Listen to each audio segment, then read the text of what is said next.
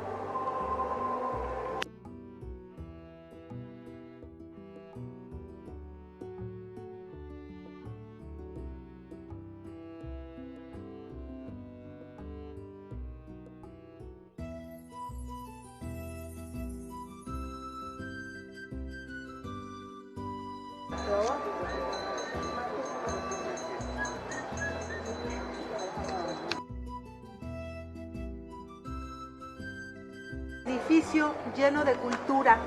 Nosotros, cuando ingresamos a un lugar como este, es importante decirles, porque yo observo sus caritas y veo sus movimientos corporales, y a veces pareciera que estuviéramos como así, como no muy a gusto, como que bueno, y pues a ver qué me dicen. No, miren, yo los invito a que lo disfruten, siéntanse pero muy orgullosos de estar en este espacio, en este lugar tan lleno de historia.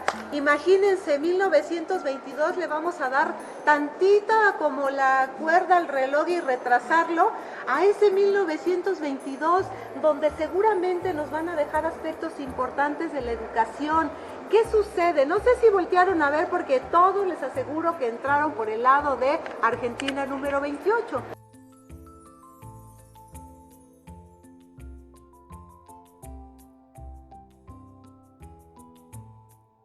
Eso, el afecto entre uno y otro. ¿Por qué? Porque vean ustedes esta maravillosa obra. ¿Qué les pareció a ustedes? ¿A ti,